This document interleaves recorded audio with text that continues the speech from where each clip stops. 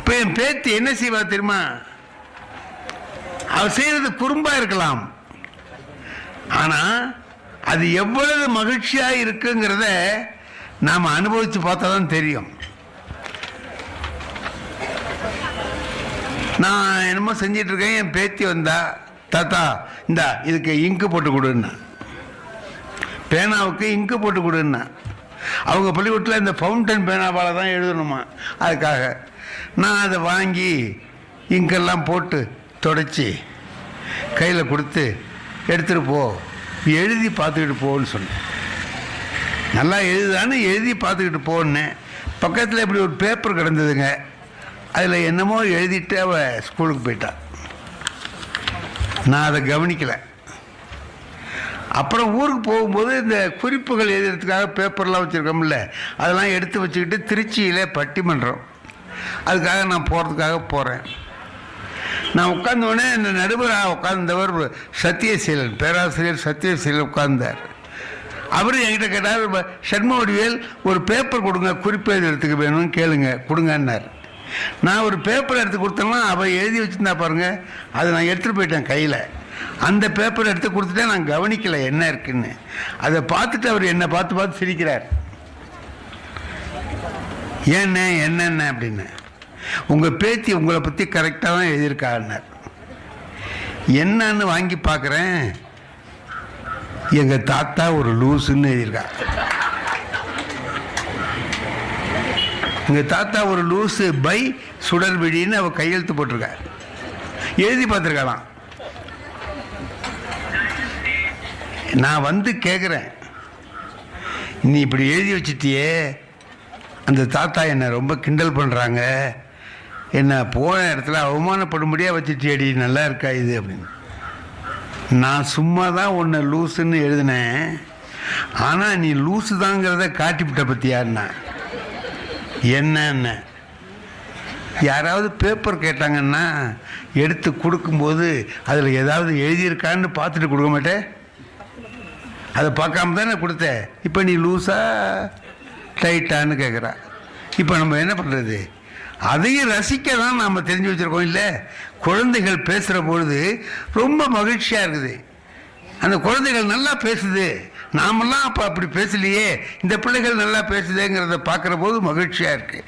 அதுக்கு என்ன செய்யணும்? அதுக்கு என்ன நம்மகிட்ட வேணும்னா ரசிக்கிற மனம் வேணும், எல்லாவற்றையும் ரசிக்கிற மனம் வேணும். இப்போ மனைவி ஒன்று சொன்னாங்க அப்படின்னா ஒரு கணவனாக இருக்கிறவனுக்கு அது ரசிக்கிற மனம் வேணும், ரசித்து பார்க்கணும். உடனே கோவப்படக்கூடாது, கோவப்படாமல் இருந்தாலே போதும். எனக்கு என் வாழ்க்கையில் நடந்தது ரொம்ப முக்கியமான ஒரு நிகழ்ச்சி, என் வாழ்க்கையில் ஒரு பெரிய மாற்றத்தை உண்டாக்குன நிகழ்ச்சி. நான் கல்யாணம் ஆகிறதுக்கு முந்தி கோயிலுக்கே போனது கிடையாது, சாமி கும்பிட்டதும் இல்லை. நான் சாமி கும்பிடாததுனால சாமிக்கு ஒன்றும் கஷ்டம் இல்லை, ஆனால் எவனையும் போக விடவும் மாட்டேன். அறிவு இருக்காடா, கோவிலுக்கு போகலாமா அப்படி இப்படின்னு போகிறவனையும் தடுப்பேன். இதை ஒரு தொண்டு மாதிரி அந்த காலத்தில் நான் செஞ்சுக்கிட்டு இருந்தேன். எனக்கு கல்யாணம் ஆச்சு.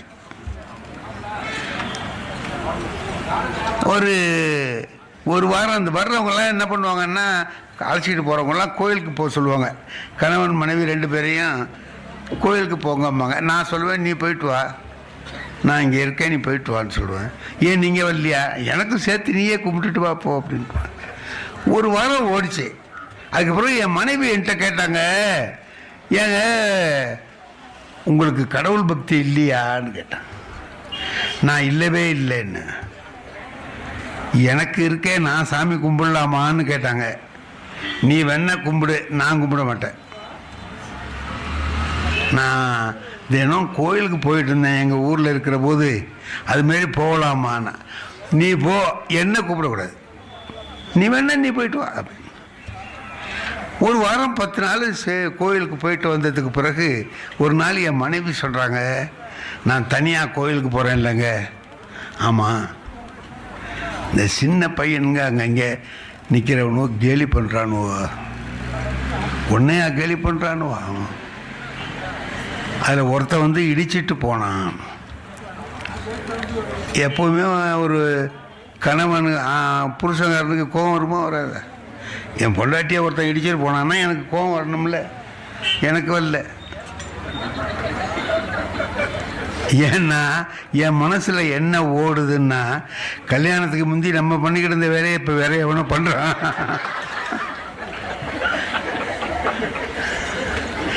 திருவள்ளுவர் கரெக்டாக சொல்லியிருக்கார், பிறருக்கு இன்னா முற்பகல் செய்யின் தமக்கு இன்னா பிற்பகல் தாமே வரும். எப்படி இன்னொருத்தர் கெடுதல் பண்ணினியோ அது உனக்கு வரும். இதை நான் தெரிஞ்சுக்கிறேனே மனசில் இருக்கே தவிர மனைவிட்ட சொல்ல முடியாது. பாருங்க, நான் சொன்னேன், எந்த பையன் அவன் இடிச்சவன் அவனை சொல்லு, நான் அவனையா. என் மனைவி அறிவாளி, இதுக்கு எதுக்கு சத்தம் போடுறீங்க? அப்புறம் நீங்கள் என் கூட வந்திருந்தா இதெல்லாம் நடக்குமான். நான் சொன்னேன், எனக்கு தான் கடவுள் பக்தி கிடையாது, சாமிக்கு கோயிலுக்கு போக மாட்டேன், என்னையே கூப்பிடுற? உங்களை கோயிலுக்கு கூப்பிடலங்க, அப்புறம் கோயில் வரைக்கும் வாங்க, நீங்கள் வெளில இருக்க, நான் போய் சாமி கும்பிட்டு வர வந்துடுவோம். எனக்கு என்னமோ அது தேவலாம் போல் இருந்துச்சு. சரின்னுட்டு 2 பேரும் சேர்ந்து போனோம். கோயில் வாசலுக்கு போனோடனே என் மனைவி, நீங்கள் இங்கேயே இருங்க, இதோட உங்கள் எல்லாம் சரியாக போச்சு, நான் உள்ளே போய் சாமி கும்பிட்டு வரேன்னு சொல்லி போகும்போது செருப்பை கட்டி என்கிட்ட போட்டுட்டு போனேன். இந்த செருப்பை இங்கே போடுற, நான் பார்த்துக்கணுமா அப்படின்னு. உங்களை பார்த்துக்க சொல்லலையே, அப்புறம் இங்கே போட்டால் என்ன அர்த்தம்? அது பாட்டுக்கு அங்கே இருக்கட்டும், நீங்கள் பாட்டுக்கு இங்கே இருங்க. இதுக்கு என்ன அர்த்தம்னு புரியுதாம்மா உங்களுக்கு? அது பாட்டுக்கு அங்கே இருக்கட்டும், நீங்கள் பாட்டுக்கு இங்கே இருங்கன்னா அதுவும் உள்ளே வராது, நீயும் வரமாட்டே, 2 பேரும் சேர்ந்து இருங்கிற மாதிரி சொல்லு. எனக்கு ஆத்திரம்தான் வருது, ஒன்றும் செய்ய முடியல. சரி சரி போயிட்டு வா போ அப்படின்னேன். போனோன்னா ஒரு 2 பேர் வந்தான். செருப்புக்கெல்லாம் ஜோடிக்கு எவ்வளவு வாங்குறீங்கன்னா,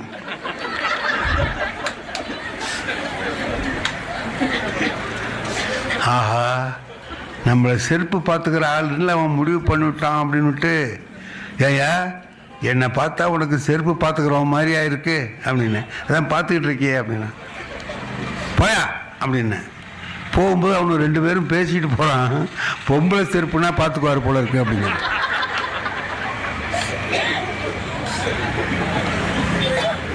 எனக்கா அவமானமாக தான் இருக்கு, ஒன்றும் செய்ய முடியல. வந்தவுடனே கேட்டேன், நீ பாட்டுக்கு போயிட்ட, வர்றவெல்லாம் ஜோடிக்கு எவ்வளவுன்னு கேட்குறான், எனக்கு இந்த அவமானம் தேவையா, இங்கே கூட நிறுத்தி இப்படி பண்ணிட்டியே அப்படின்னேன். அதுக்கு வருத்தப்படணும்லங்க, வருத்தப்படாதீங்க, நாளைக்கு நம்ம 2 பேரும் செருப்பை போட்டுட்டு உள்ளே போயிடுவோன்னு. எங்கே உள்ளேன்னா கோயிலுக்குள்ளே. நான் தான் கோயில் எங்க கல்யாண மண்டபத்துக்கு போல, அதுமாரி நினச்சிக்கிட்டு சும்மா வாங்கலாம், உங்களை சாமியாக கும்பிட சொன்னேன், சும்மா வாங்க. சரின்னு மறுநாள் செருப்பை கொண்டு பாத்திரத்தை போட்டுட்டு கோயிலுக்குள்ளே போயிட்டோம். எனக்கு நான் அன்னைக்கு தான் பூஜை என்னன்னு பார்க்குறேன். கடைசியில் கற்பூரம் காட்டுறாங்க. என் மனைவி என்னை ஒரு இடி இடித்து எல்லாரும் என்ன பண்ணுறாங்கன்னு பாருங்க அப்படின்னா, எல்லாரையும் பார்த்தா கும்பிட்டுக்கிட்டு இருக்காங்க, நான் சும்மா இருக்கேன். நீங்கள் சும்மா இருக்கீங்க, அவங்களுக்கு பக்தி இருக்கு, கும்பிட்றாங்க, எனக்கு தான் அது இல்லையே, என்ன ஏன் கும்பிட சொல்கிறேன்? என்ன அட இருந்தால் என்ன, இல்லைன்னா என்ன, சும்மா கும்பிடுங்க. சும்மா எப்படி கும்பிட்றது என்ன? அதுக்கு அவர் சொன்ன செய்தி, என் மனைவி சொன்ன செய்தி, ஜனகணமன பாடுறாங்கல்ல, யார் பாடணும்? தேசபக்தி உள்ளவங்க தானே பாடணும். தேச விரோதியும் சேர்ந்துக்கிட்டு பாடுறானா இல்லையா? ஆமாம், அது மாதிரி நீங்கள் கும்பிடுங்களேன். என்ன தேச விரோதி வந்து ஜனகணமன பாடுற மாதிரி என்ன கும்பிட சொல்? அது எங்கள் பள்ளிக்கூடத்தில் நடக்கும். நாங்கள் எல்லாம் காலையில் ப்ரேயர் வைப்போம், பிள்ளைகள்லாம் வரிசையாக நிற்கும், 12ஆம் வகுப்பு படிக்கிறவன்லாம் நாங்களாம் நின்றுக்கிட்டு சத்தம் போடாமல் பார்த்துக்குவோம். கடைசியில் ஜனகணமன பாடிட்டு தான் கிளாஸுக்கு பிள்ளைங்க போகும். அவன் பாடும்போது பார்க்குறேன், என் பக்கத்தில் இந்த நான் பார்த்துக்கிட்டு இருக்கிற இடத்துல பக்கத்தில் நிற்கிறவனுக்கு ஜனகணமன 12ஆவது படிக்கிறான், ஒரு வரி கூட தெரியல. ஜனகணமன தெரியல, தேச நாட்டுப்பண் பாடுறதுக்கு தெரியல, ஆனா பாடுறான். என்னடா பாடுறான்னு காது கொடுத்தா கன கன கன கனன்னு கேட்குறான். கன கனவுலேயே தேசிய கீதத்தை முடிச்சுடுறான். கடைசியில் ஜெயகே ஜெயகேன்னு வர்ற போது நான் பிடிச்சவன இங்கோட ஒரு இந்தியாவில் இருக்கிறவன் ஒருத்தன் தேசிய கீதம் தெரியாமல் இருக்கலாமாடா? தெரியலையே சார், என்ன பண்ணுறதுன்னா 12 வருஷமாக காதில் வாங்குறியே, நேரம் மனப்பாடம் ஆகிருக்குமேடா, இது கூட ஆவலியா உனக்கு? நாளைக்குள்ளே நீ மனப்பாடம் பண்ணுன்னு சொல்லலை, பிச்சு எடுத்துருவேன் அப்படின்னு. நீங்கள் ஒரு செய்யுள் மனப்பாடம் பண்ண சொன்னீங்களே, அதை செய்யவா இல்லை இதை செய்யவா அப்படின்னா, அதாவது 2ல் 1 தான் செய்வாராம் அவர். இது வேணுமா அது வேணுமா, அந்த அந்த நினைப்பு எனக்கு வந்துட்டுது. நான் சொன்னேன், இப்போ நீ என்ன செய்ய சொல்கிற அப்படின்னு. கும்பிடுங்க. நான் அன்னைக்கு கும்பிட்டது தாங்க, இன்னும் அந்த கையை எடுக்கலை. அப்படியே எதுக்கு சொல்கிறேன், நான் பெரிய பக்தனாக போயிட்டேன்னு அதுக்கு அர்த்தம் இல்லை. அப்படி படிக்க ஆரம்பித்த பிறகு எனக்கு என்ன லாபம் கிடைச்சதுன்னு கேளுங்க. அதுக்கு பிறகுதான் நான் பக்தி இலக்கியத்தையே படிக்கிறேன். தேவாரம் திருவாசகமே அதுக்கு பிறகுதான் நான் படிக்கிறேன்.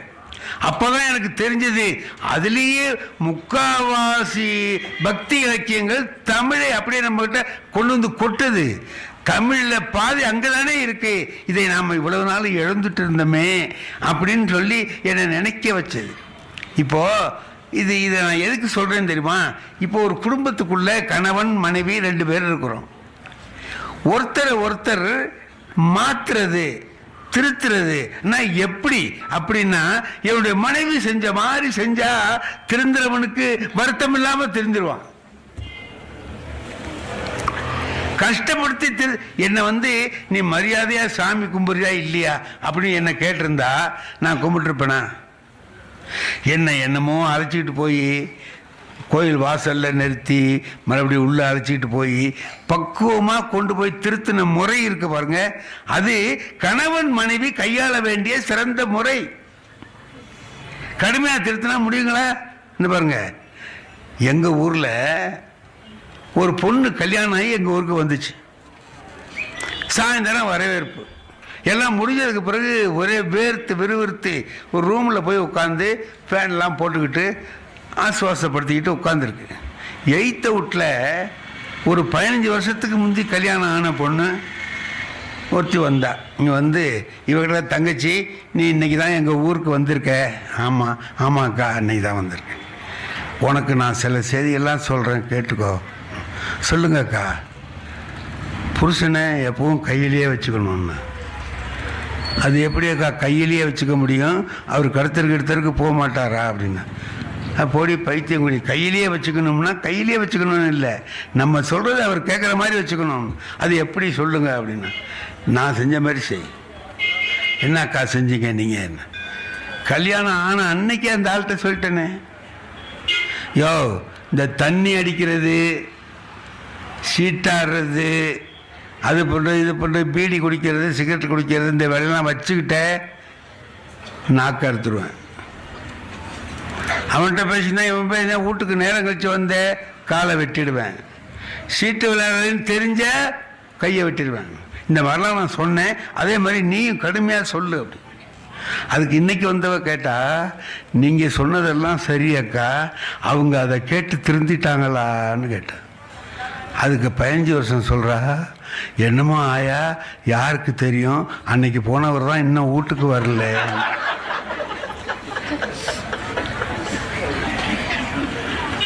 இப்போ இன்னைக்கு வந்தவ கேட்டா, நீங்கள் சொல்லி தான் அவர் கேட்காம ஓடி போயிட்டாருங்கிறீங்க, எனக்கும் அதே யோசனையை சொல்கிறீங்களே ஏன்னு கேட்டா, இல்லை நான் ஒண்டியாக இருக்கேன்ல, நீயும் வந்தீங்கன்னா ஒரு பேச்சு துணைக்கு சௌகரியமாக இருக்கும். அப்படி யாராலையும் திருத்த முடியாது இல்லையா? அன்பான வழியில் ஒருத்தர் திருத்தணும்னு நினைச்சா திருத்திடலாம். நாம் நினைக்கிறபடி வாழ வேண்டும் என்று நினைத்தால் அவர்களை திருத்தி விட முடியும்.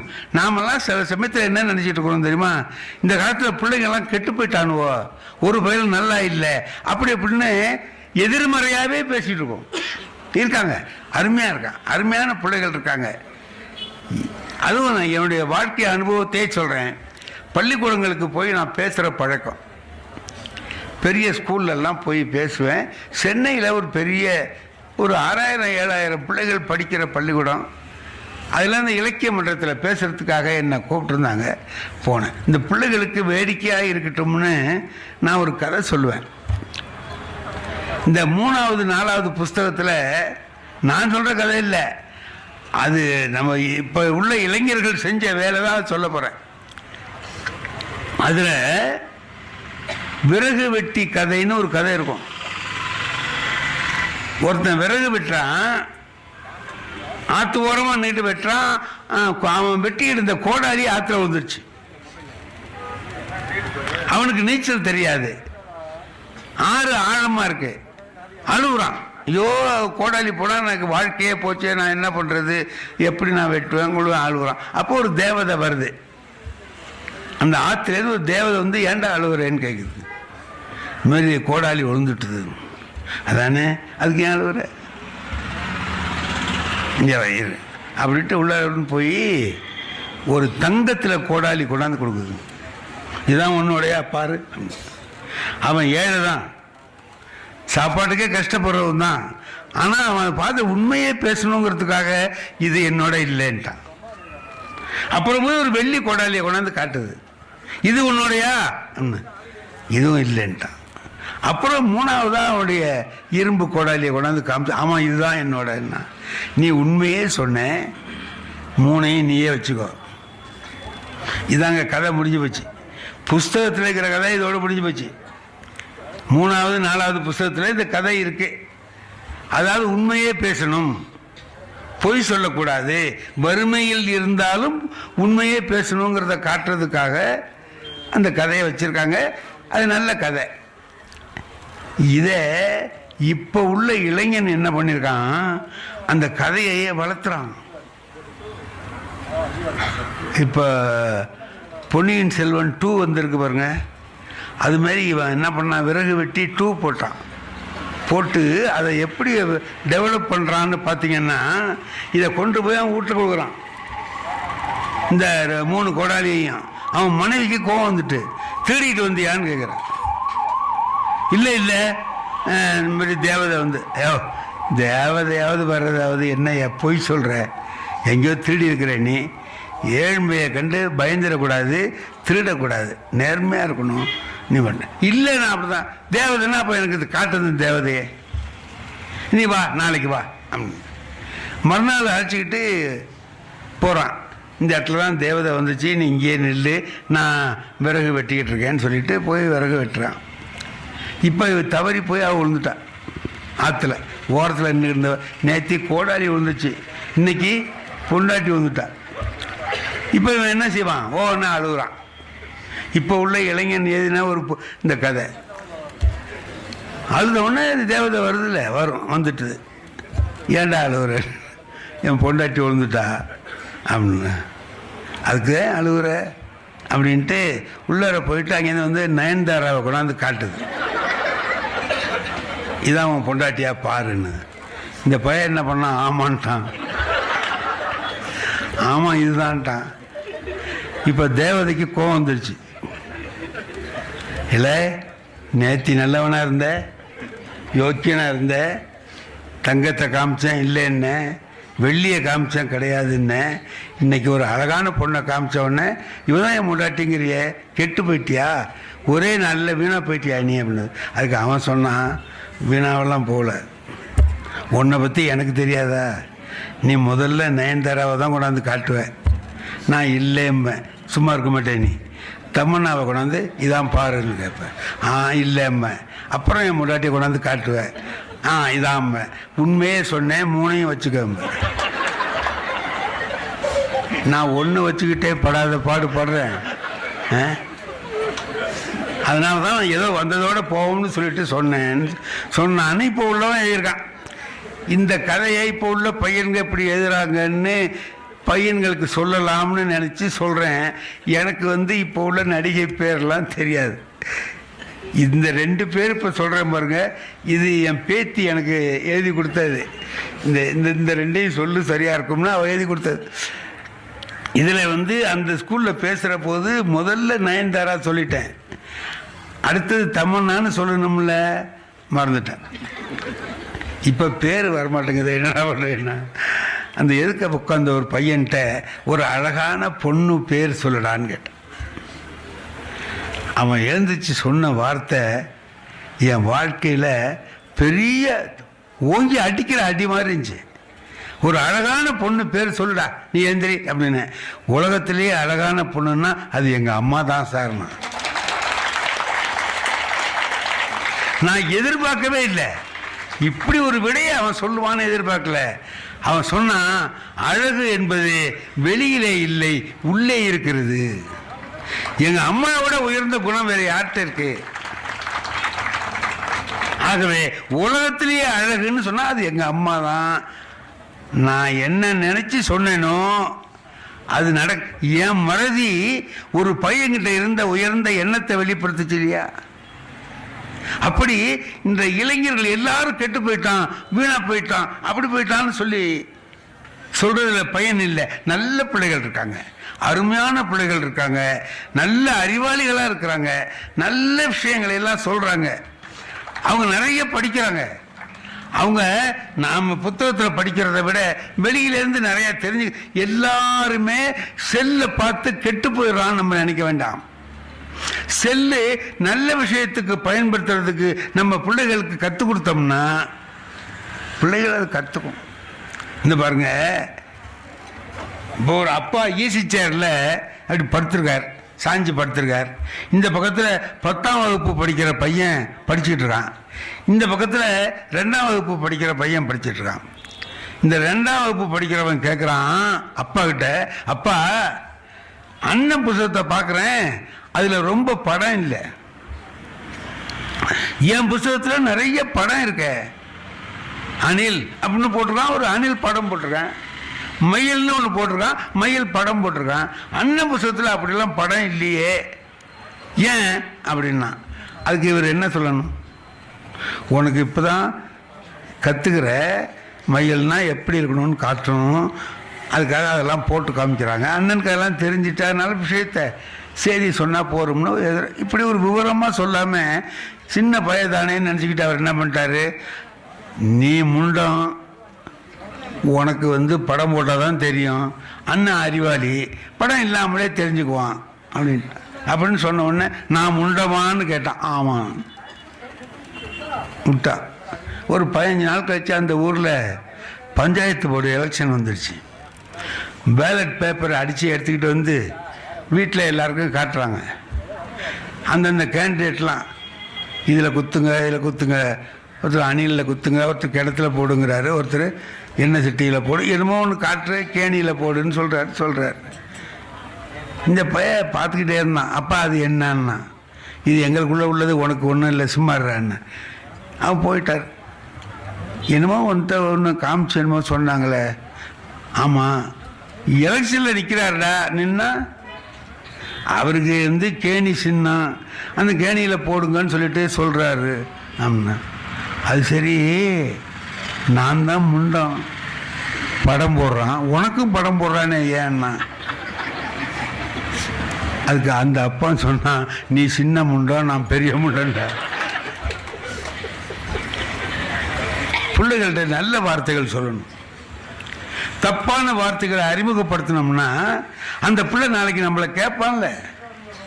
அப்போ நாம் எல்லாத்திலையுமே பார்த்தீங்கன்னா எதை பார்த்தாலும் அதில் ஒரு நல்லது தெரிஞ்சுக்கிட்டு நல்லது இப்போ நான் சில சமயங்களில் என்ன பண்ணுவேன், வீட்டில் ஏதாவது தப்பு பண்ணுவேன், அதிகாரம் பண்ணணுங்கிறதுக்காக வேண்டி மனைவிகிட்ட ஒரு நாள் என்னமோ காய்கறி வாங்கிட்டு வந்து வச்சுருந்த போது பார்த்துட்டு, உனக்கு காய்கறியே வாங்க தெரியலன்னு.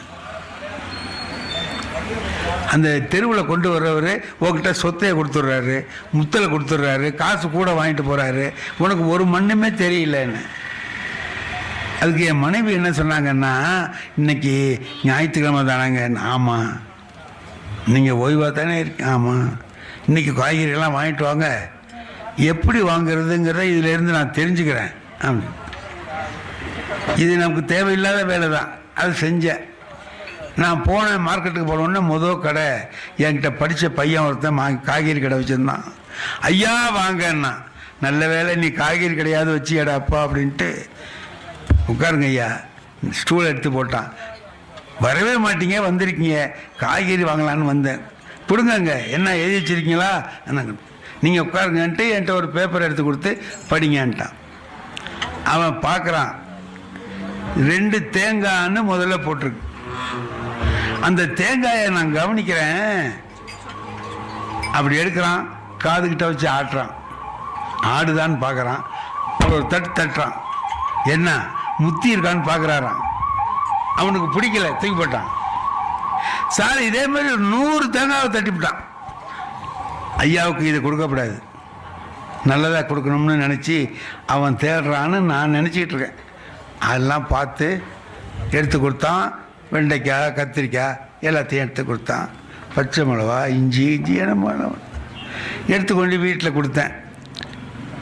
சட்னி அரைக்கிறதுக்காக தேங்காயை எடுத்து உடைச்ச உடனே அந்த 2 மூடியையும் எடுத்துகிட்டு வந்து என் மனைவி, இந்த பாருங்கள், நீங்கள் வாங்கிட்டு வந்த தேங்காய் நல்ல இலசாக இருக்குது, வலிச்சு சாப்பிடலாம் போல் இருக்குது. இளநீ வாங்கினா கூட இவ்வளவு பக்குவமாக இருக்காது, ரொம்ப பக்குவமாக வாங்கிட்டு வந்திருக்கீங்க, இப்படி தான் நான் வாங்கணுமான்னு. ஆஹா, இந்த இதைத்தான் தேடி இருக்கான் போல இருக்கு. நாம் நல்லது தேடுறான், முத்தலா தேடுறான்னு நினச்சிக்கிட்டு இருந்தோம். இல்லை, இந்த ஆள் படிக்கிற போது கண்ணாப்பினான்னு திட்டினான், இவனுக்கு வீட்டில் வாங்கி கொடுப்போம் அப்படிங்கிறதுக்கு அவன் ஏற்பாடு பண்ணியிருக்கான் போல இருக்கு. நமக்கு தெரியாது. எனக்கு வருத்தமாக போச்சு, பையன் நம்மளை அப்படி பண்ணிட்டானேன்ட்டு அப்படி ஒரு வருத்தமாக உட்காந்தேன். கொஞ்சம் நேரம் கழிச்சு என் மனைவி வந்து சொன்னாங்க, தேங்காய் இலசா வாங்கிட்டோமேன்னு வருத்தப்படாதீங்க, கத்திரிக்காய் வெண்டைக்காய் எல்லாம் நல்ல முத்தலாக தான் வாங்கியிருக்கீங்க. என்ன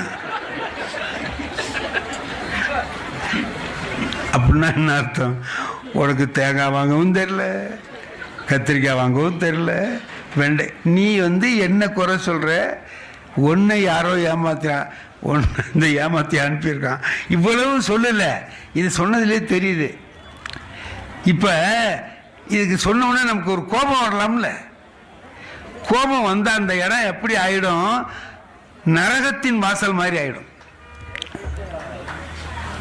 இப்போ காலையில் எழுந்துச்சி வேலைக்கு போகணும், அவசரமாக கிளம்புறோம். தலைக்கு எண்ணெய் தடவி சதை சீவணும், எண்ணெய் பாட்டில் காணும். எண்ணெய் எங்கே வச்சு எங்கே கத்துவான். அந்த அம்மா இவருக்கு வேண்டிய பலகாரம் தானே செஞ்சுக்கிட்டு இருக்கோம். அது அங்கே இருந்துக்கிட்டு அது அங்கே தான் இருக்கு பாருங்க. வச்சது வச்ச இடத்துல இருக்க மாட்டேங்குதாக்கா, அப்படியே வேகமாக போகிறான். கீழே எண்ணெய் கிண்ணம் இருக்கு, காலில் பட்டு ஊற்றிடுது. இப்போ என்ன செய்யலாம்? ஒன்று செய்யலாம். அறிவு இருக்கா? பாதையில் கொண்டு வந்து எண்ணெயை வச்சிருக்கியே, கால் பட்டு ஊற்றிருச்சு பாரு, போனால் வலிக்கிட்டு கீழே விழுவுறதுக்கு இந்த மாதிரிலாம் பண்ணியிருக்கியேன்னு திட்டலாம். திட்டிடலாம். ஆனால் நாம் ஆபீஸுக்கு போய் நிம்மதியாக இருக்க முடியாது. என் மனைவியும் வீட்டில் நிம்மதியாக இருக்க மாட்டாங்க. தப்பு நடந்துட்டுதே, அவர் திட்ட முடியாது ஆயிட்டுதேன்னு அவங்க வருத்தமாக இருப்பாங்க, நாம் போன இடத்துல வருத்தமாக இருப்போம். இப்படி அதையே மாற்றி சொல்லி பாருங்க. அடேடே, பாதையில் தான் இருக்கு, நான் தான் பார்க்காம இடிச்சிட்டேன் அப்படின்னு நான் சொன்னேன்னா உள்ளேருந்து என்ன சத்தம் வரும் தெரியுமா? பாதையில் நான் தாங்க தெரியாமல் வச்சுட்டேன். இல்லை, இது 2 இப்படி நடந்தால் எப்படி இருக்கும்? இவன் அலுவலகத்தில் போய் நிம்மதியாக இருப்பான், அந்த அம்மா வீட்டில் நிம்மதியாக இருப்பாங்க. அது இல்லாமல் நாம் எதிர்மறையிலேயே எல்லாத்தையும் சிந்திச்சு காரியங்களை செய்கிற போது நமக்கு என்ன ஆகுதுன்னா, வாழ்க்கை பூரா மனசுக்கு கஷ்டமாகவே இருக்கு, நல்லதே நடக்கிறது இல்லை. வகுப்புகளில் நாங்கள் பாடம் நடத்துகிறோம். எங்கெல்லாம் நாங்கள் ஆசிரியர்கள், எங்கள் வேலை செய்கிற இடத்துல எங்களுக்கு ஏற்படுற அனுபவங்கள் எப்படி இருக்கும்? எங்கள் தலைமை ஆசிரியர் சொன்னார், ரொம்ப நாள் பள்ளிக்கூடத்துக்கு வராமல் இருந்தான்னா அவன் பேரை அடிங்க, பேரெல்லாம் அடிச்சிருங்க. ஒருத்தர் அடித்தேன், ஒருத்தன் வரல, 15 நாள் வரல. அவன் வரமாட்டான், பெரும்பாலும் வரமாட்டான், வந்தாலும் படிக்க மாட்டான், வந்து உட்காந்தாலும் 4 வேலை கெடுப்பான், அந்த மாதிரி இருப்பான். பேரை அடிச்சுட்டேன். வந்தான், உன் பேர் அடிச்சாச்சு போட வீட்டுக்கு அப்படின்னு. ஏன் சார்னா, நீ வரல, பள்ளிக்கூடத்துக்கு வரல, படிக்க மாட்டேங்கிற, மோசமாக இருக்க, வேணாம் போ அப்படின்னு. அப்படியா சார்னா, புத்தகத்தை எடுத்தான் அப்படி வச்சுக்கிட்டு போயிட்டான். நல்ல வேலை இவன் போயிட்டான் அப்படின்னு நினச்சிக்கிட்டு இருக்கேன். அரை மணி நேரத்தில் அவங்க அப்பா வளைச்சிட்டு வந்துட்டான். ஏன் சார், என் பையனை நடராஜனோட அப்பா சார்னா, வாங்க ஐயா உட்காருங்க. ஏன் சார் அவனை அனுப்பிட்டீங்க? ஐயா பள்ளிக்கூடத்துக்கு வரமாட்டேங்கிறான் ஐயா, வந்தாலும் படிக்க மாட்டேங்கிறான், பரீட்சைகளெல்லாம் எவ்வளவு மார்க் வாங்கியிருக்கான் பார்த்தீங்களா, 2, 3 வாங்கியிருக்கான். இவனை வச்சு நம்ம என்ன பண்ணுறது? ஐயா அவன் கொஞ்சம் அதாக தான் இருப்பான், அதுக்காக பேர் அடிச்சிடாதீங்க ஐயா. அப்புறம் நான் வச்சு என்ன பண்ணுறது அப்படின்னு. ஃபெயிலாக போனால் எங்களுக்கு கெட்ட பேர் அப்படின்னு. இல்லையா, இந்த வருஷம் கொஞ்சம் போட்டு அடித்து ஒப்பேற்றி விட்டுடுங்க ஐயா, இந்த வருஷம் கொஞ்சம் அனுப்பிட்டீங்கன்னா அவனை ஒரு வாத்தியார் வேலைக்காவது அனுப்பலான்னு பார்க்குறேங்கிறான். நான் நினச்சேன், இப்போ இவன் வாத்தியார் வேலையை பற்றி என்ன நினைக்கிறான், என்னை பற்றி என்ன நினைக்கிறான்? அவனை ஒரு வாத்தியார் வேலைக்காவது அனுப்பலான்னு பார்க்குறேன், கொஞ்சம் போட்டு அடித்து ஒப்பேற்றி விடுங்க அப்படிங்கிறான். நான் நினச்சேன், இனிமேல் இவனை அடித்து பிரயோஜனம் இல்லை, அவனை அடிக்கணும். எப்போ இந்த பிள்ளைகளை நாம் நல்ல விதமாக கொண்டு வரணும், ஆனால் கொஞ்சம் குறைச்ச மார்க் வாங்கிக்கிறவங்களே மாலையில் தனியாக வச்சு வகுப்பு நடத்துகிறோம். அவங்களுக்கு என்னென்ன செய்யலாமோ அவ்வளோதையும் செஞ்சு எப்படியாவது மேலே வரணும்னு நினைக்கிறோம். அந்த பிள்ளைகள் கொஞ்சம் நம்மளை உணர்ந்தாங்கன்னா அதுக்கு ஒரே வழி அன்பு வழி தான். அன்புக்கு நிகரானது வேறு எதுவுமே இல்லை. அந்த அன்பான வழியில் போகிற போது அந்த பிள்ளைகள் எல்லாம் மேலே வருகிறார்கள். அப்படி தான் சொன்னேன், அதுதான் நான் சொன்னேன், இதையெல்லாம் நினச்சி தான் சொன்னேன். எல்லாமே வாழ்க்கையில் இன்பமயம்தான், பார்க்கிற பார்வையில் இருக்கு. காலையில் அங்கேருந்து ஒருத்தர் வர்றார், நண்பர் வர்றார், அவரும் பேப்பர் படிச்சிருக்கார், நானும் பேப்பர் படிச்சிருக்கேன். வந்தவொடனே உட்காந்து அந்த பாருங்க, ஒரு பையன் 4 பேரை வெட்டியிருக்காங்க அப்படிமா. ஒருத்தன் மாமியாரையே கொலை பண்ணிடலாம் அப்படின்னு ஒரு 7 செய்தி கொன்னது, கெட்டது, கொண்டது இதெல்லாம் சொல்லுவேன். ஏயா, அந்த பேப்பர்லேயே இந்த ஓரத்தில் ஒரு பொண்ணு படித்து 600க்கு 600 மார்க் வாங்கியிருக்கு பார்த்தியா? 600க்கு 600 இது வரைக்கும் யாராவது வாங்கியிருக்காங்களா? வாங்கியிருக்கு. அந்த பொண்ணு எவ்வளோ நல்லா படிச்சிருக்கும். அதுவும் அந்த பேப்பரில் தானே அந்த செய்தியும் இருக்கு. ஏன் உன் கண்ணில் நல்ல செய்தி பட மாட்டேங்குது, கெட்ட செய்தியாக ஏன் படுது? நம்ம பார்வை. எல்லாமே நடக்குது உலகத்தில், நல்லதும் நடக்குது, கெட்டதும் நடக்குது. நாம் என்ன செய்கிறோம்? நல்லதை எடுத்துக்கிட்டு அதை எப்படி மேலே நம்ம எப்படி முன்னேற்றி கொள்ளலாம் அப்படின்ட்டு நாம் போகணும். இந்த பிள்ளைகள்லாம் நிறைய பேர் வந்திருக்கீங்க. ஒன்றே ஒன்று தான், ஒரே ஒரு விஷயம்தான். மகாபாரதத்தில் ஒரே ஒரு இடம், அருமையான இடம். எல்லாருக்கும் வில்வித்தை சொல்லி கொடுத்துட்டார் துரோணாச்சாரியார். எல்லாரும் படிச்சுட்டான். ஒரு நாள் டெஸ்ட் வைக்கிறார் எல்லாருக்கும். இங்கே வாங்கப்பா, எல்லாரும் வில்லு எடுத்துக்கங்க, அம்பை வச்சுங்க, ரெடியாக வச்சுக்கிட்டீங்களா? வச்சுக்கிட்டேன். இங்கே வந்து நில்லுங்க. அதோ பாருங்கன்னு அந்த மரத்தில் ஒரு பருந்து பொம்மை வச்சிருக்காரு. அந்த பருந்தினுடைய கண்ணை காமிச்சார். இந்த கண்ணுக்கு உங்கள் அம்பை விடணும், அம்பெல்லாம் குறி வச்சுக்கோங்க அப்படின்னா எல்லாரும் குறி வச்சுக்கிட்டான். ஒருத்தனை கூப்பிட்டார், இங்கே வா துரியோதனா வா, குறி வச்சுட்டியா? வச்சுட்டேன். இது என்ன அப்படின்னு மரத்தை பார்த்து காமிச்சார். மரம்னா இலையை காமிச்சு கேட்டார், இலைன்னா. பூவை காமிச்சு கேட்டார், பூன்னா. காயை காமிச்சு கேட்டார், காயின்னா. ஓரமா நெல்லுன்ட்டார். பத்தியா, நான் எல்லாமே கரெக்டாக சொல்லிட்டேன். நான் தான் முதல்ல நினச்சிக்கிட்டு போய் நிற்கிறான். அதுமாரி எல்லாரையும் கூப்பிட்றார், 100 பேரையும் கூப்பிட்றார், எல்லாரையும் கூப்பிட்றார், காமிக்கிறார். குறி வச்சுட்டியான்னு கேட்குறாரு. வச்சுட்டேன்னா இது என்னன்னா மரம்னா.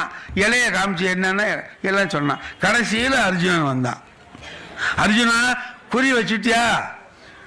என்ன குறி வச்சிருக்கேன்னா, பருந்தின் கண்ணுக்கு குறி வைத்திருக்கிறேன். சரி, இது என்ன? மரத்தை காமிச்சு கேட்டார். தெரியலீங்களே என்ன? இலையை காமிச்சு என்ன? தெரியலையே. பூவை காமிச்சு என்ன? தெரியல. அப்போ உனக்கு என்ன தாண்டா தெரியுதுன்னார். பருந்தின் கண் தெரிகிறது, பானத்தின் நுனி தெரிகிறது, அது தவிர வேறு எதுவும் தெரியவில்லைன்னா. குறின்னு வச்சதுக்கு பிறகு அதிலேயே தான் கவனம் இருக்க வேண்டுமே தவிர மற்றது நம் கண்ணுக்கு தெரியக்கூடாது. இதான் இந்த கதையினுடைய கருத்து. பிள்ளைகளா படிக்கிற நீங்கெல்லாம் இருக்கீங்க, என்ன உங்களோட லட்சியம்? என்னமா ஆகணும், இப்படி படிக்கணும், இப்படி முன்னேறணும், இப்படி வரணும்னு ஒரு முடிவு பண்ணிட்டா அதிலேயே கவனமாக இருந்தால் கவன சிதறல் ஏற்படாது. வேற மற்றதை பார்க்க வேண்டும் என்கிற எண்ணங்கள் இருக்காது. அப்படியெல்லாம் போகிற போதுதான் உயர்ந்த இடத்திற்கு நாம் பிள்ளைகளை கொண்டு வந்து சேர்க்க முடியும். பிள்ளைகளும் அப்படி வருவார்கள். எல்லாமே சரி, எல்லாமே சரி. ஆனால் சில நேரங்களில் சில தவறுகள் நடக்கும். அப்படியெல்லாம் நடக்காமல் நாம் எல்லா குழந்தைகளையும் நம்முடைய குழந்தைகளாக எண்ணி, புத்தர் பெரிய புத்தர் ஆயிட்டார், குடும்பத்தெல்லாம் விட்டு போயிட்டார். மறுபடியும் வர்றார், கபிலவாஸ்துவுக்கு வர்றார். அவர் பிறந்த வீட்டிலேயே போய் பிச்சை எடுக்க போறார். எங்கே பார்த்தாலும் பிச்சை வாங்கிட்டு வர்றார். அவருடைய வீட்டில் போய் பிச்சை எடுக்க போறார். அப்போ அவருடைய மனைவி வந்து நின்று பார்க்குறாங்க, அழுறாங்க. இப்போ அவர் மகன் ராகுலன் வர்றான். அப்பாவை பார்க்க, இதுதாண்டா அவங்க அப்பா, இப்போ இப்படி அரச குடும்பத்தில் பிறந்தவர் பிச்சை எடுக்கிறார். அந்த பையன் கேட்டான், ராகுலன் கேட்டான், ஏப்பா உனக்கு என் மேலே அன்பு பாசம்லாம் இல்லையா? ஏன் என்னை விட்டுட்டு போனேன்னு கேட்குறான். உனக்கு என் மேலே பாசம் இல்லையா? ஏன் என்னை விட்டுட்டு போனேன்? உன் மேலே ரொம்ப பாசம் இருக்குடா அப்படின்னார். அப்புறம் ஏன் விட்டுட்டு போனேன்? அதே மாதிரி உலகத்தில் இருக்கிற எல்லா பிள்ளைகள் மேலேயும் எனக்கு பாசம் இருக்குடான்னார். உன் மேல நான் எவ்வளவு பாசம் வச்சிருக்கேனோ அதே பாசத்தை எல்லா பிள்ளைகள் மேலேயும் நான் வைத்திருக்கிறேன். அதனால உலக நன்மைக்காக பாடுபடுகிற நிலைக்கு நான் வந்திருக்கேன். உன்னை நான் மறந்துட்டேன்னோ உன் மேல பாசம் இல்லைன்னோ நீ நினைச்சிடாதேன்னு சொல்றார். உலகம் முழுவதையும் நம்ம நேசிக்க கற்றுக்கொண்டோமானால் எங்க வரும்? எந்த இடத்திற்கு நாம் போகிறோம்? உயர்ந்த இடத்திற்கு போகிறோம். திருவள்ளுவர் ஒரே ஒரு குறள் நமக்காக சொல்லியிருக்கிறார், மனத்துக்கண் மாசு இளநாதல் அனைத்து அரண் ஆகுல நீர பிற. என்னங்க அதுக்கு அர்த்தம்? மனதிலே குற்றமில்லாமல் இருப்பதுதான் அறம், தர்மம். மற்றதெல்லாம் அது என்னவோ ஆடம்பரம், விட்டுருப்போ, மற்றதெல்லாம் வேற. ஆனால் மனதிலே எவன் ஒருவன் குற்றமில்லாத வகையிலே இருக்கிறானோ அவன் செய்வது அனைத்தும் அறமாக இருக்கும். அவன் நல்லது தவிர கெட்டது செய்ய அவனுக்கு தெரியாது. ராமகிருஷ்ண பரமஹம்சர் இதுக்கு ஒரு கதை சொல்றார். ஒரு குரு சிஷ்யன், சாமியார், பெரிய சாமி ஒரு சின்ன சாமி, ரெண்டும் ஆத்துல இறங்கி அக்கறைக்கு போகணும். இறங்க போகுது. இறங்கும் போது ஒரு பெண், அழகான பெண் வர்றா, இளம் பெண். அந்த பெரிய சாமியார்கிட்ட போய், சாமி எங்க அம்மா வீடு அக்கறையில் இருக்கு, அம்மாவுக்கு ரொம்ப உடம்பு சரியில்லைன்னு சொல்லி செய்தி வந்திருக்கு, படகு ஒண்ணுமே இல்லை, ஆற்றுல இறங்கி தான் அக்கறைக்கு போகணும், எனக்கு நீச்சல் தெரியாது, ஆற்றை பார்த்தா ஆழமாக இருக்கும் போல இருக்கு, என்னை கொஞ்சம் கையை பிடிச்சி அக்கறையில் விட்டுடுங்கிற. இப்போ சாமியாருக்கு கோவம் வந்துருச்சு. நீ என்னை என்ன நினைச்ச? நீ ஒரு பொம்பளை நான் தொடுவேனா?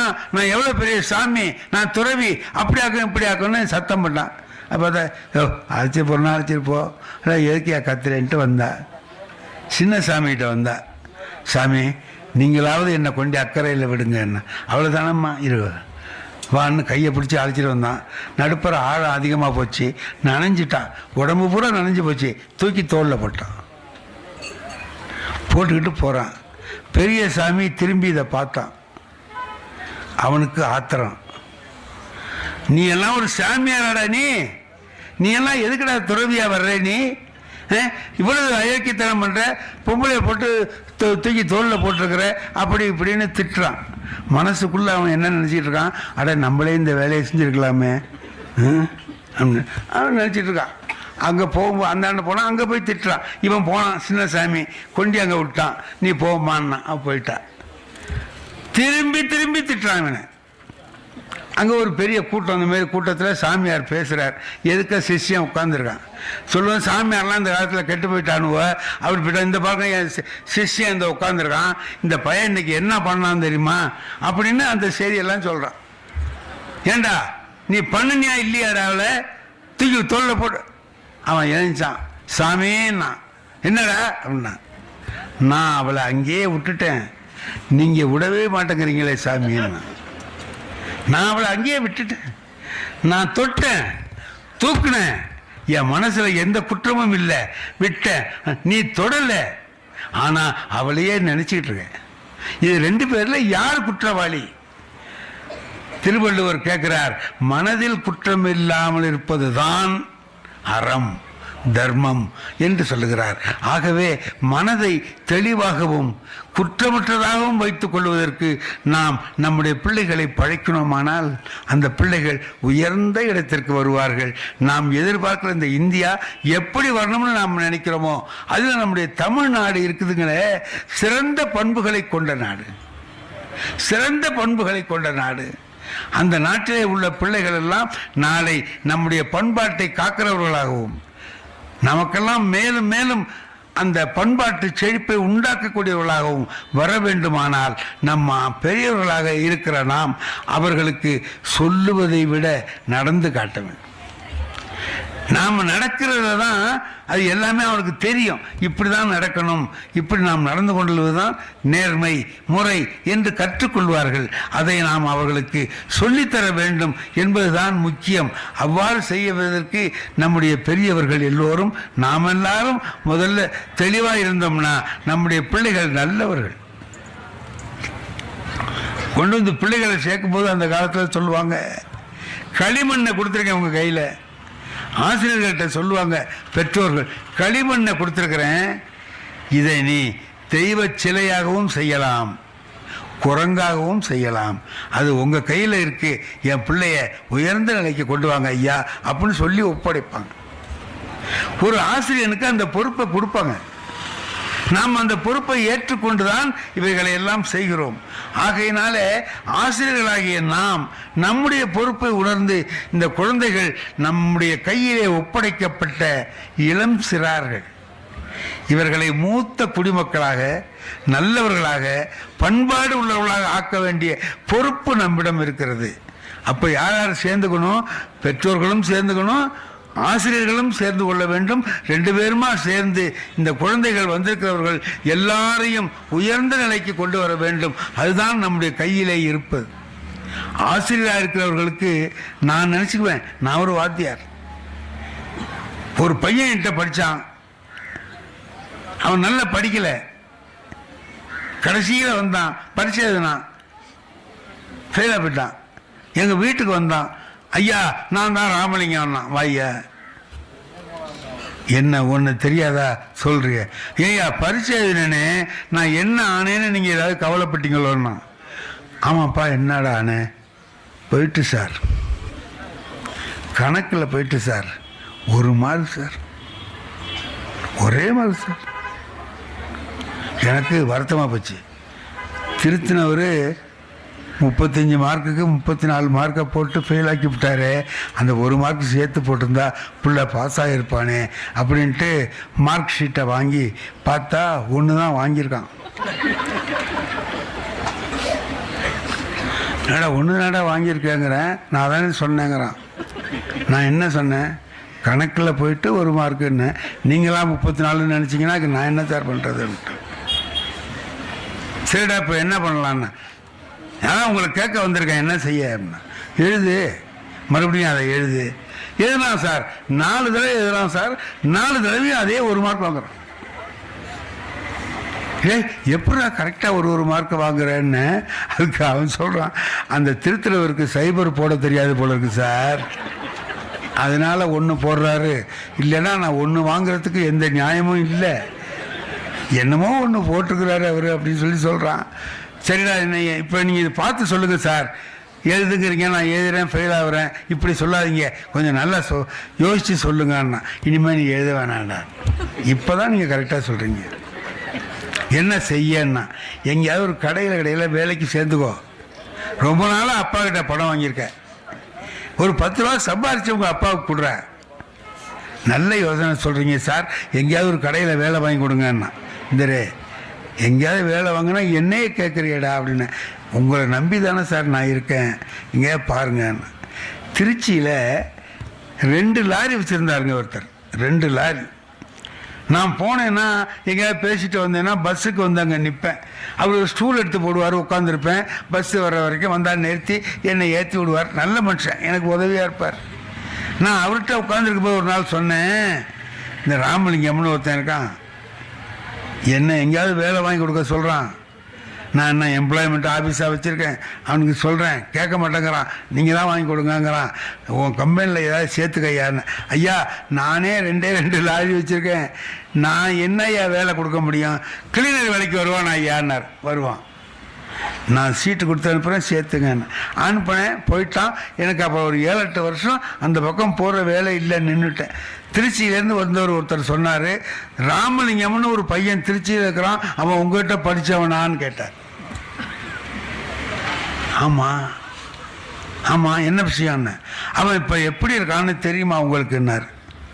தெரியாதே, 10 லாரி சொந்தமாக வச்சுருக்கான் சார்னார். அவசரப்பட்டு கை தட்டிடுறாங்க.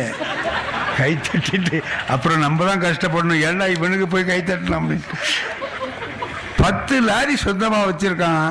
அப்படின்னா என்னது 10 லாரி வச்சுருக்கானா? கணக்கில் 1 மார்க் வாங்கினா இல்லையா 10 லாரிங்கிற. நான் அந்த அவர்கிட்ட இல்லை 2 லாரி வச்சுருந்தாரு, அவர்கிட்ட தானே அவனை நான் கிளீனராக சேர்த்தேன் அப்படின்னு. சேர்த்திங்கல்ல, அவரே இப்போ இவங்ககிட்ட தான் கிளீனர் வேலை பார்க்குறாருன்னு. அப்போ அவன் சேர்க்குறப்ப சொன்னான், எங்கேயாவது ஒரு வேலை வாங்கி கொடுங்க ஐயா, பாக்கியை நான் பார்த்துக்கிறேன்னா. வேலை வாங்கி கொடுங்க, பாக்கியை பார்த்துட்டான். அவரை பார்த்து இவன் 10 லாரி ஓனராக ஆயிட்டான். சரி தொலைலாம் போ அப்படின்ன. அவர் அதுக்கு சொல்லலை. எதுக்கு சொன்னேன்னு தெரியுமா சார்? அதுக்காக சொல்லலை. சாயந்தரம் ஆனால் தண்ணி அடிச்சிடுறான் சார். தெருவில் லைட்டு கம்பத்தை பிடிச்சிக்கிட்டு பேசுகிறான். பார்க்குறவங்கெல்லாம் அசிங்கமாக சொந்தமாக கார் வச்சுருக்கான், பெரிய இதெல்லாம் வச்சுருக்கான், இதுமாரிலாம் செய்கிறானேன்னு எல்லோரும் கேவலமாக பேசுகிறாங்க. நான் கூட சொல்லலான்னு சொன்னேன். வருத்தமாக தான் இருக்குது பைய அப்படின்ட்டு. இந்த ராமலிங்கம் ஒரு நாள் திருவாரூருக்கு வந்திருக்கான், நான் இருக்கிற ஊருக்கு. இதே போல் அங்கே பஸ் ஸ்டாண்டுக்கு பக்கத்துலேயே எங்கேயோ கடையில் அடிச்சுட்டான் போல இருக்கு. அவனுக்கு இந்த பந்த காலை கண்டா பிடிச்சிக்குவான், பிடிச்சிக்கிட்டா கிட்ட பேசுவான். ஒரு நல்ல உயர்ந்த காரை நிறுத்தி விட்டு இந்த மாதிரிலாம் செய்கிறான்னா 10 பேர் வேடிக்கை பார்க்குறான், சுற்றி நின்று வேடிக்கை பார்க்குறான். அப்போ நான் சைக்கிளில் கடத்தருக்கு போகிறேன். ராமலிங்க கண்ணில் நான் பட்டுட்டேன்.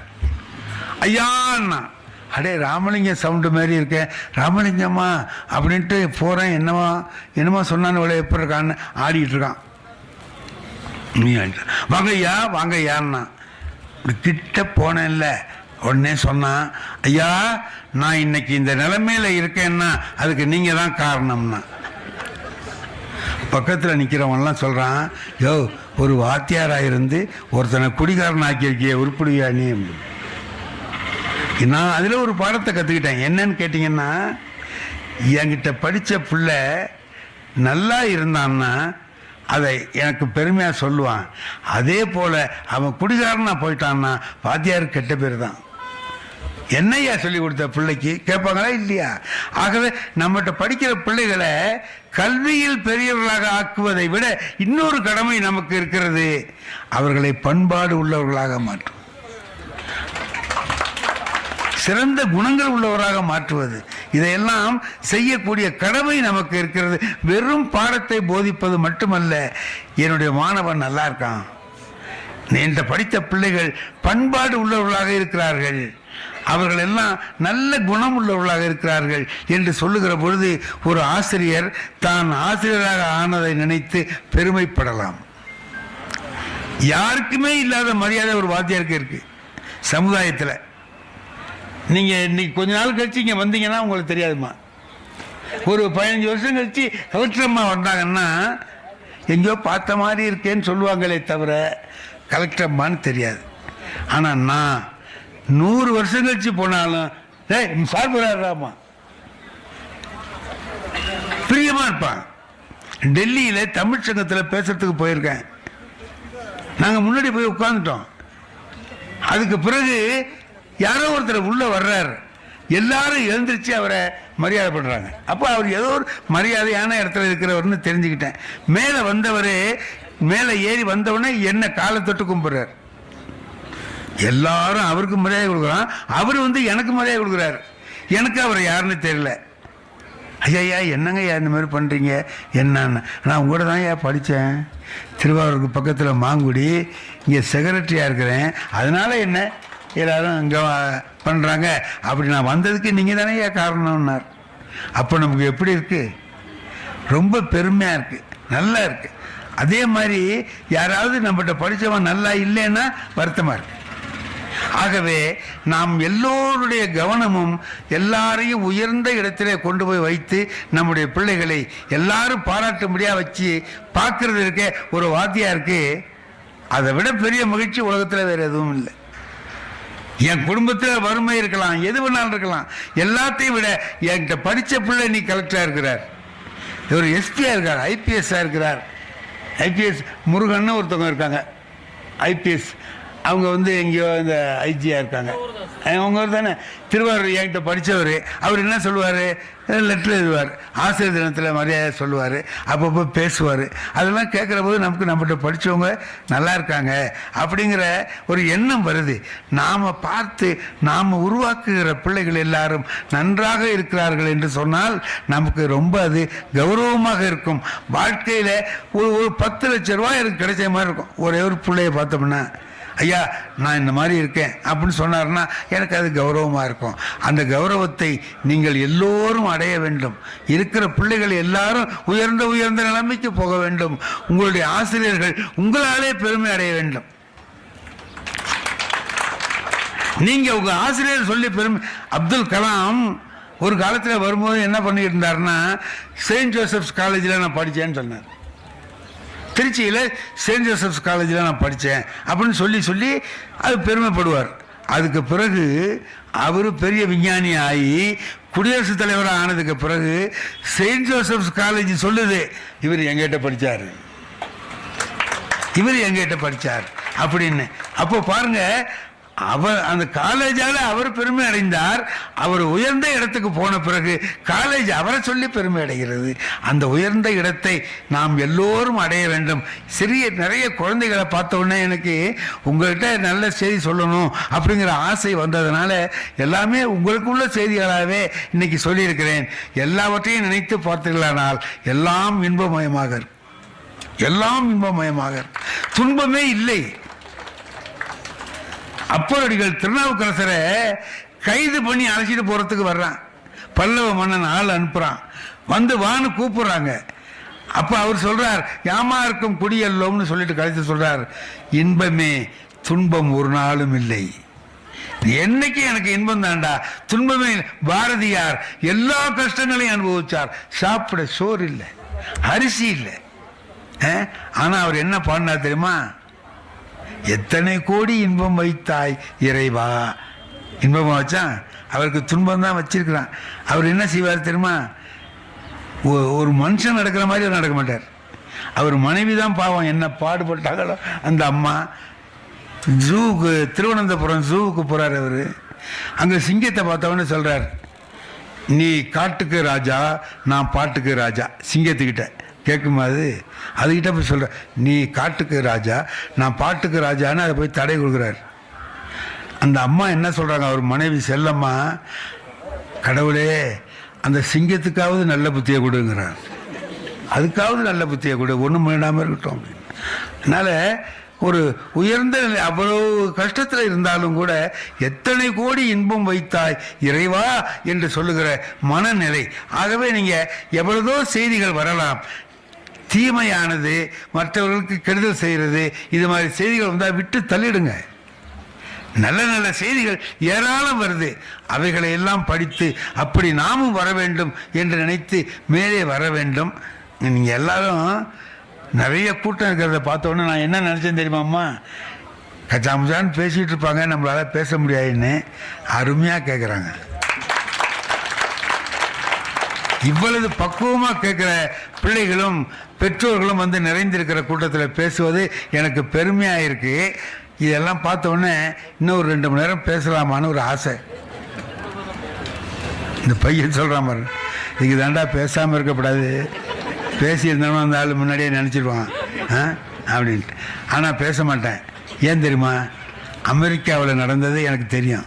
அமெரிக்காவில் ஒருத்தன் என்ன பண்ணான், காலையில் 10 மணிக்கு பேச ஆரம்பித்தான், மத்தியானம் 1 மணி வரைக்கும் பேசினான். எவ்வளோ நேரம் பேசியிருக்கான்? 3 மணி நேரம் பேசியிருக்கான். அப்புறம் சொன்னான், இனிமேல் விஷயத்துக்கு வருவோம்னா.